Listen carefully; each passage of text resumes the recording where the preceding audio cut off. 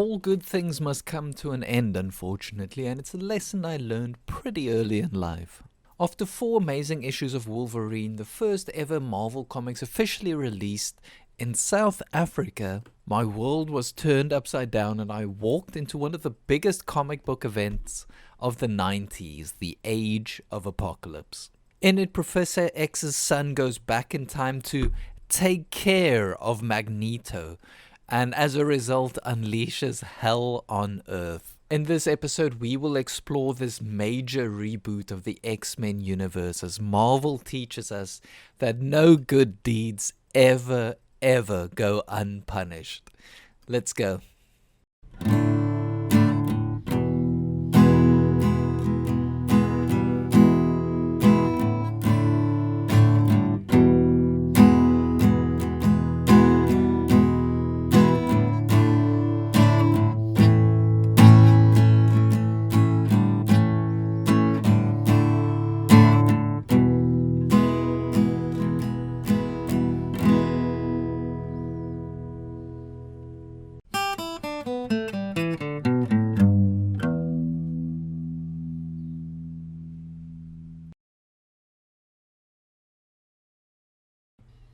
Hi guys, and welcome to HTP Storytime, and today we continue our exploration of the officially released Marvel Comics in South Africa. The last few episodes we spoke about the Wolverine books that Meteor Press published in South Africa, but they also ran an X-Men series concurrently.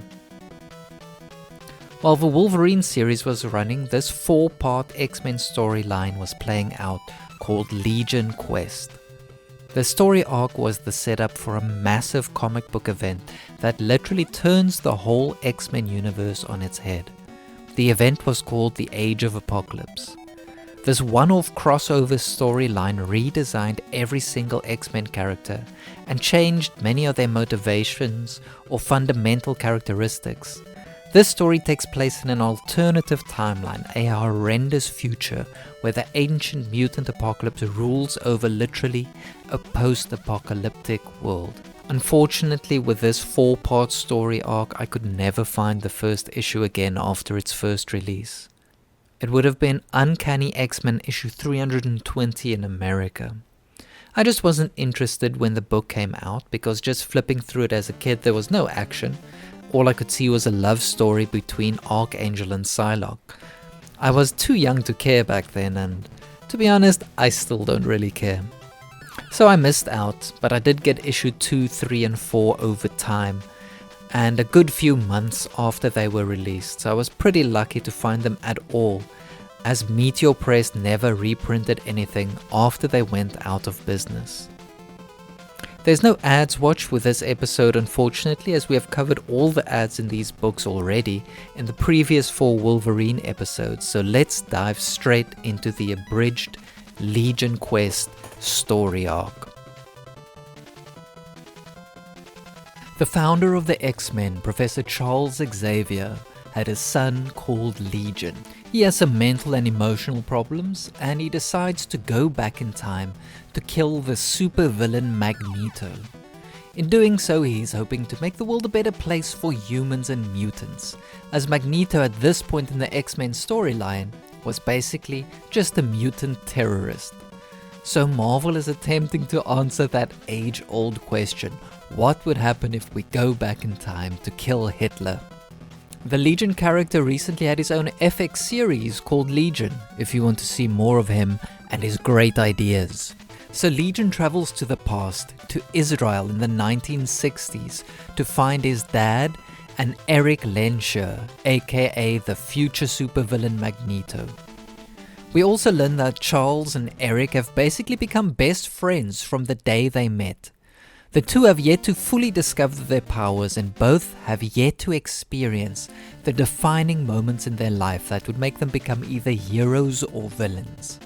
They are young and idealistic still. We have a memorable scene where the two get into a bar fight, protecting a man from a drunken asshole. But Legion, due to the time travel, unfortunately develops a spot of amnesia, and everyone thinks he's just a crazy homeless guy or something. Well, until he sets himself on fire with his mutant powers. Then they get a bit worried. Meanwhile, a few X-Men have followed Legion back in time to try and stop him from achieving his misguided goals. Well, I mean, we don't know yet if it's misguided. It might be a good idea to kill Magneto, just like it might be a good idea to kill Hitler. Unfortunately, as soon as the X-Men get transported to the past, everyone comes down with a case of amnesia. When Legion finally regains his memories, he attempts to kill Magneto, who's saved by his friend Charles, leaping in front of the killing blow. Today, all his perceptions of reality were ripped away, and he saw a glimpse of what his life might have been. 4 noble men and a woman, mutants like him, who in his name were willing to risk their all to save a man who would become their enemy, and one desperate madman, willing, almost eager, to kill in that name, his friend. Charles Francis Xavier could not allow that, and in one desperate move, his future, his life, are sacrificed.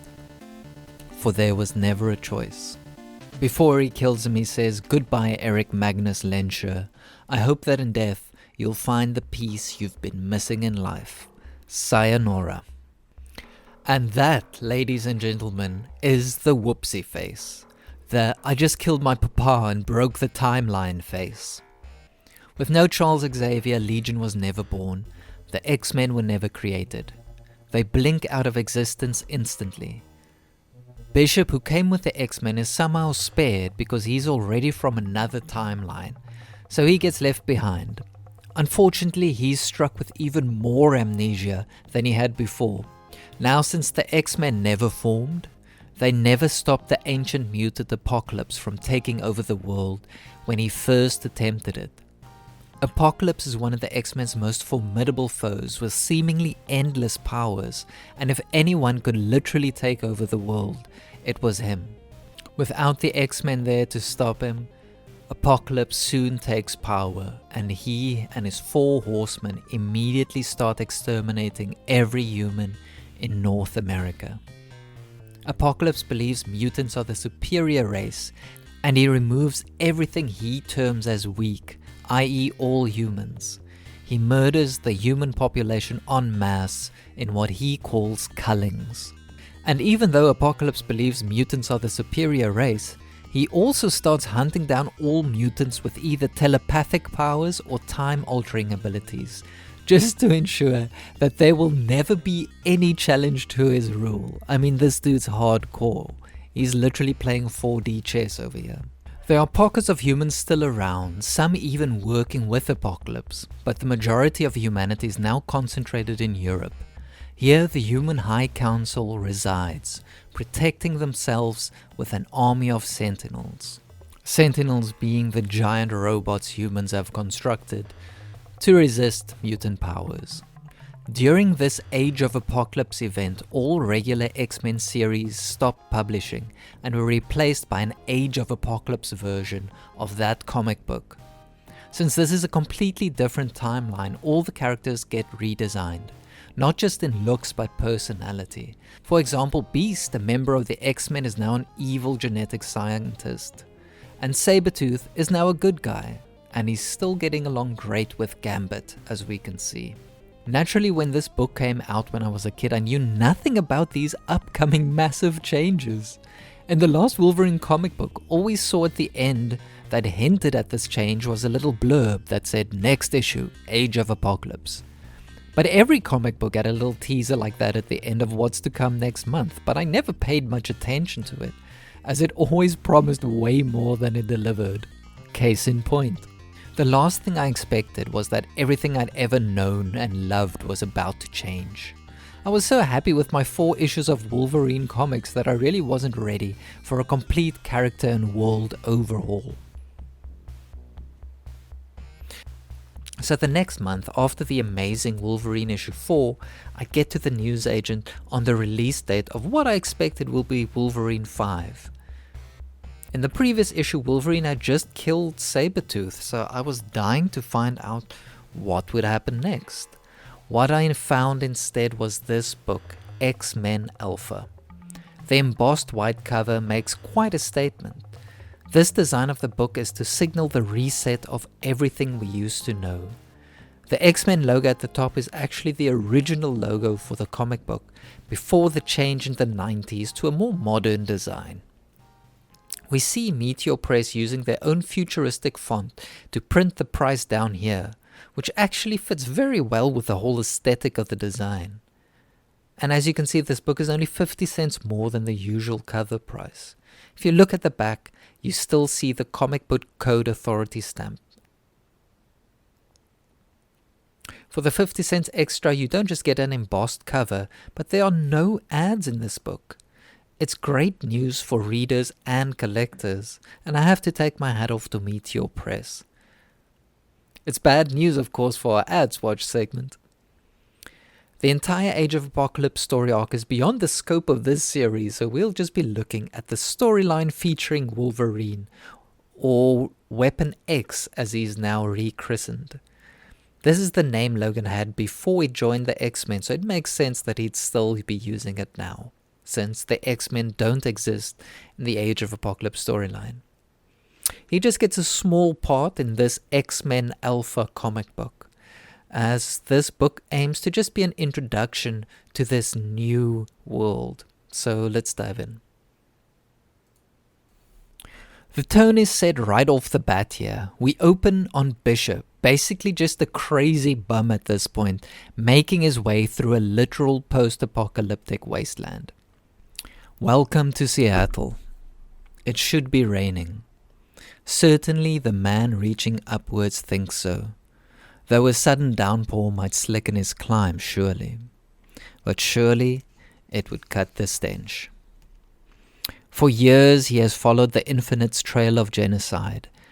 At the sight of the horrific cullings, a dim recollection stirs within him, a memory of another time. Of a time of what? A feeling. He had a name for it once, but he no longer remembers what it was. And slowly we realize what he is climbing is in fact a mountain of dead bodies, the result of Apocalypse's cullings. The artist for this issue is friend of the people Adam Kubert, who we are now well familiar with Wolverine. How he manages all this art for all these books, I have no freaking idea. Here he does his usual amazing work. We meet the new X-Men, now led by Magneto of all people. It turns out seeing his friend Charles die inspired Magneto to a greater good. He now is trying to realize Charles's dream of humans and mutants living together in peace. I thought this was a pretty good twist. It's amazing that one shocking experience can inspire some people to greatness and others to darkness. The sight of Magneto in pretty much the same costume he has in the real timeline triggers Bishop's memories. All he remembers is Red Man bad, but in this timeline Red Man is actually good. He attacks Magneto and accuses him of causing all the horror we were just introduced to. As we've said, it's pretty hard to find telepaths that haven't been killed by Apocalypse. So, in order to read Bishop's mind to find out what he's talking about, the X-Men set up some kind of mind meld circuit between Rogue, Magneto, and Bishop, just to find out what he is on about. Pretty dangerous, considering Bishop is from all appearances just a random crazy homeless guy. And here these people are risking their lives, but okay. Magneto learns through Bishop's memories that their reality is wrong. Charles Xavier never should have died, and as a direct result of his death, Apocalypse was able to take over the world. Magneto from this point on dedicates himself to restoring the true reality, since it would mean the horror they live in will never happen. But he also chooses not to reveal what he saw in Bishop's mind to the rest of the X-Men.